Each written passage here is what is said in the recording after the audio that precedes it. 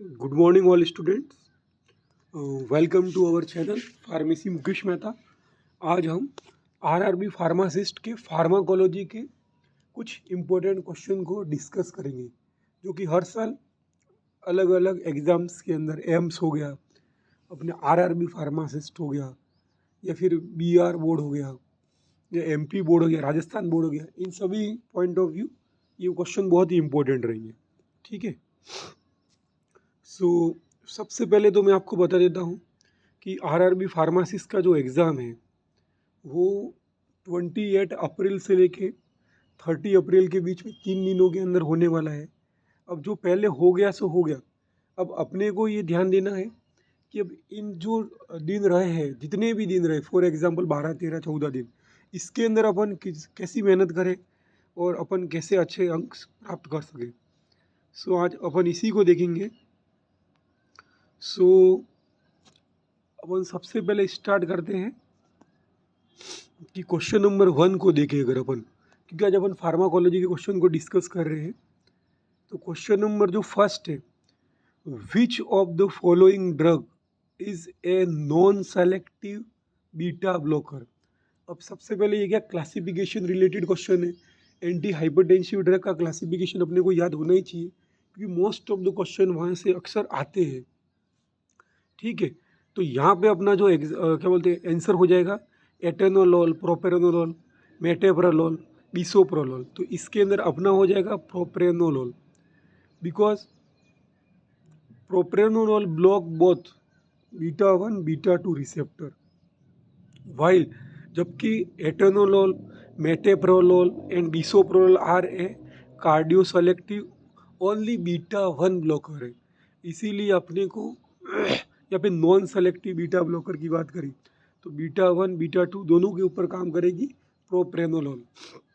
बहुत ही important drug है। फिर अपन अगर बात करें सेकंड नंबर क्वेश्चन की, तो इस पे इन्होंने पूछा है the antidote for paracetamol poisoning. और पैरासीटामोल का ही दूसरा नाम क्या है, एसिटामिनोफेन। तो सबसे इम्पोर्टेंट बात क्या है, ये जो पॉइजनिंग के जितने भी क्वेश्चन है इन सभी को अपने को याद करना जरूरी है।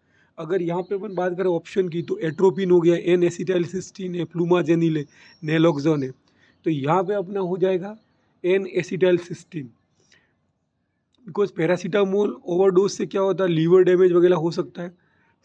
एन एसिटाइलसिस्टीन ये glutathione and neutralise toxic metabolites वगैरह इसको क्या न्यूट्रलाइज वगैरह करेगी। तो यहाँ पे पैरासीटामोल पॉइजनिंग का आंसर तो हो जाएगा एन एसिटाइलसिस्टीन। लेकिन अगर अपन वेरियस पॉइजनिंग की बात करें तो इसके अंदर मैं आपको एक चार्ट, मैंने सबसे नीचे आपको जो दिख रहा होगा स्लाइड नंबर 12, इसके अंदर क्या है, बहुत सारी जो पॉइजनिंग है और उसका एंटीडोट क्या है, अपन उसकी बात करें तो सबसे पहले अपन बात करते हैं ऑर्गेनोफॉस्फेट पॉइजनिंग। जो पेस्टिसाइड वगैरह इसकी अगर पॉइजनिंग होती है तो इसका उसका एंटीडोट हो जाएगा एट्रोपिन। अगर अपन पैरासीटामोल की बात करें, जो अभी अपना क्वेश्चन आया था एसिटामिनोफेन, तो इसका हो जाएगा एन एसिटाइलसिस्टीन। इसके अलावा अगर अपन ओपोइड पॉइजनिंग की बात करें या फिर मॉर्फिन और हीरोइन पॉइजनिंग की बात करें तो इसका एंटीडोट हो जाएगा नेलोक्सोन।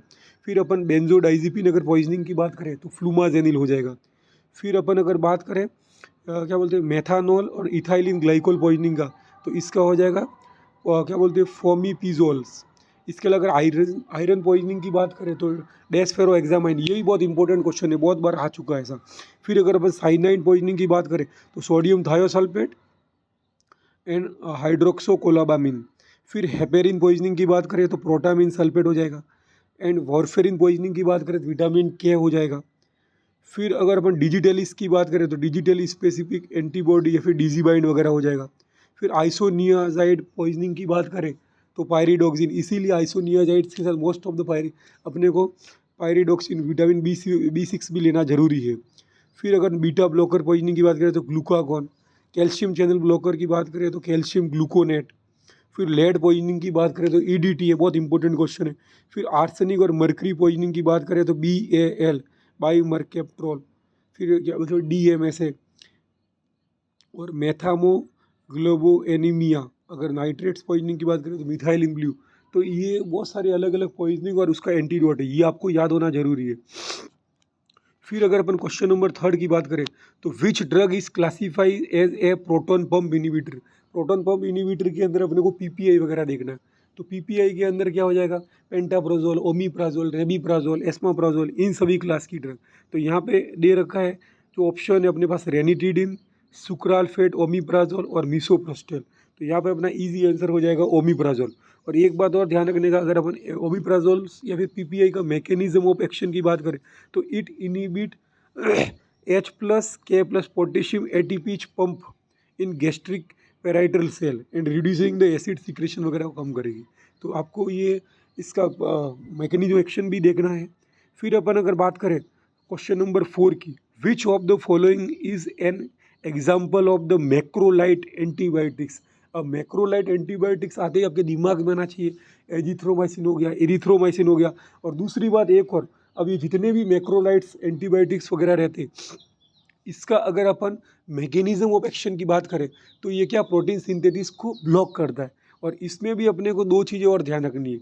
अगर अपन एजिथ्रोमाइसिन की बात करेंगे तो जो एजिथ्रोमाइसिन है वो प्रोटीन के अंदर भी 30S राइबोसोम यूनिट्स को ब्लॉक करता है, और ये जो इरिथ्रोमाइसिन वो 50S राइबोसोम यूनिट्स को ब्लॉक करता है। इस बात को आपको ध्यान रहना पड़ेगा।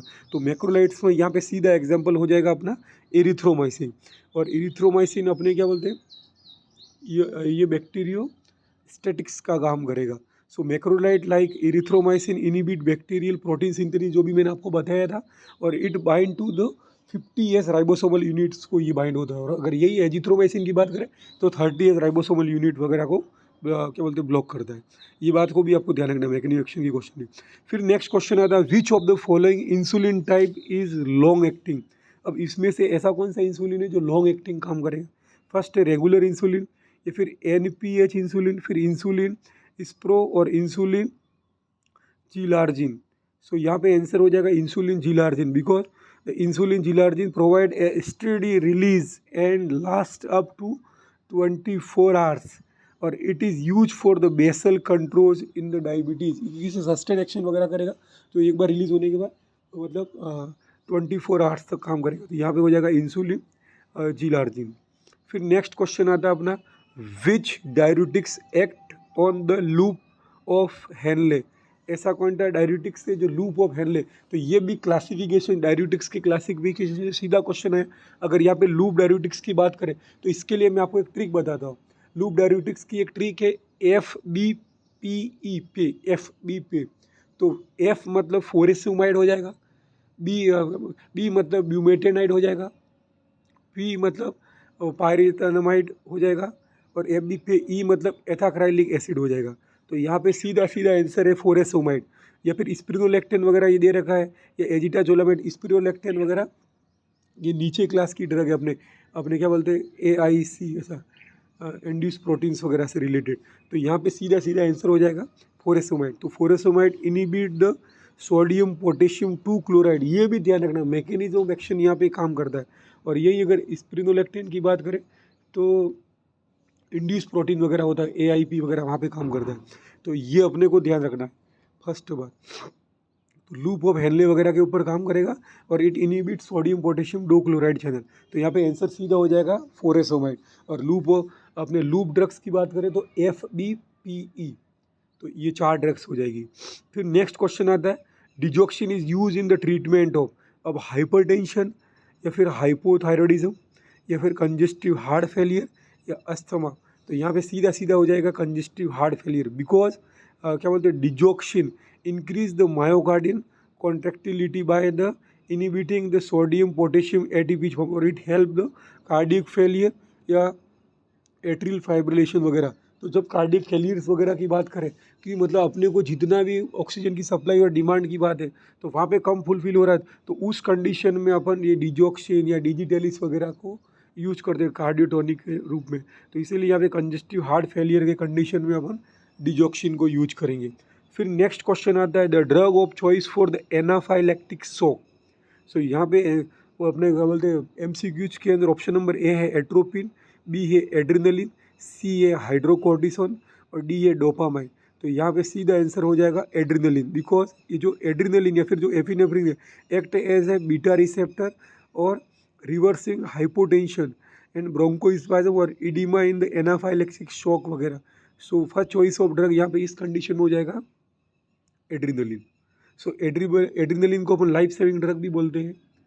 फिर नेक्स्ट क्वेश्चन अपना आता है which of the following is a selective serotonin reuptake inhibitor. यहाँ पे भी SSRI, यहाँ पे भी सीधा क्लासिफिकेशन रिलेटेड क्वेश्चन है, इसीलिए फार्माकोलॉजी में अपने को क्लासिफिकेशन ऑफ ड्रग का पूरा आना ही चाहिए। तो यहाँ पे ऑप्शन है एमिट्रिप्टाइलिन, फ्लोक्सोटिन, फिर डाइजीपाम और हेलोपेरिडोन। तो यहाँ पे हो जाएगा फ्लोक्सेटिन, क्या बोलते हैं फ्लोवोक्सामाइन, ये दोनों इसी क्लास की ड्रग है। तो यहाँ पे तो अगर वो दूसरा ऑप्शन होता तो भी यही होता है आंसर। तो सेलेक्टिव सेरोटोनिन रीअपटेक इनिबिटर की बात करें, सीधा क्लासिफिकेशन से क्वेश्चन है। तो likes the fluoxetine increase the serotonin level by the inhibiting the reuptake and use in the depression और एंजाइटी डिसऑर्डर वगैरह में अपन इसको यूज करेंगे। और आज का लास्ट क्वेश्चन है which drug is use in the treatment of the tuberculosis and cause the red orange urine. तो ये बहुत ही इंपॉर्टेंट क्वेश्चन है। सो अपन अगर बात करें सबसे पहले तो ये एंटी ट्यूबरकुलोसिस ड्रग, इसको अपन ने क्या दो क्लास में बांटा है। एक तो इसका फर्स्ट क्लास ऑफ ड्रग, एक है second class of drug. First class of drug की बात करें तो यहाँ पे मैं एक छोटी सी आपको ट्रिक बताता हूँ। पेरिस, PERIS, पी मतलब पायरिजीनामाइड, ई मतलब इथाम्ब्यूटोल, आर मतलब रिपाम्सिन, आई मतलब आइसोनियाजाइड, एस मतलब स्ट्रोप्टोसिन। तो ये फर्स्ट क्लास ऑफ ड्रग हो जाएगी पेरिस।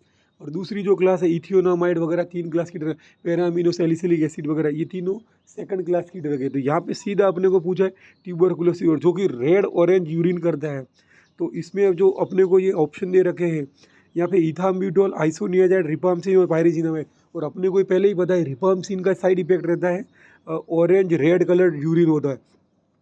तो रिपाम्सिन इज एंटी बैक्टीरिसाइडल और anti tuberculosis drug can discolour क्या बोलते बॉडीली फ्लूइड लाइक यूरिन और टीयर्स। तो अपने को जो भी पेशेंट्स को अपन प्रिस्क्राइब वगैरह अगर कोई डॉक्टर करेगा रिपाम्सिन वगैरह को, तो जो भी पेशेंट आता है आपको उस समय उसको बताना है कि अगर आपके यूरिन का कलर अगर रेड ऑरेंज हो जाता है या फिर टीयर्स का कलर भी आपको रेड ऑरेंज नजर आए तो आपको उस समय डरने की जरूरत नहीं है और आपको टेबलेट को डिसकंटिन्यू करने की जरूरत नहीं, इसको कंटिन्यू करना है। तो ये फार्मासिस्ट को नॉलेज भी होना चाहिए। तो ये क्वेश्चन सीधा सीधा क्वेश्चन है। सो आज इस तरीके से अपन ने फार्माकोलॉजी के top 10 question and various poisoning और उसके एंटीडोट्स की बात करी है। नेक्स्ट क्लास के अंदर अपन और किसी और सब्जेक्ट्स की बात करेंगे। सो RRB फार्मासी से रिलेटेड ये बहुत ही इंपॉर्टेंट क्वेश्चन है। और थैंक यू सो मच।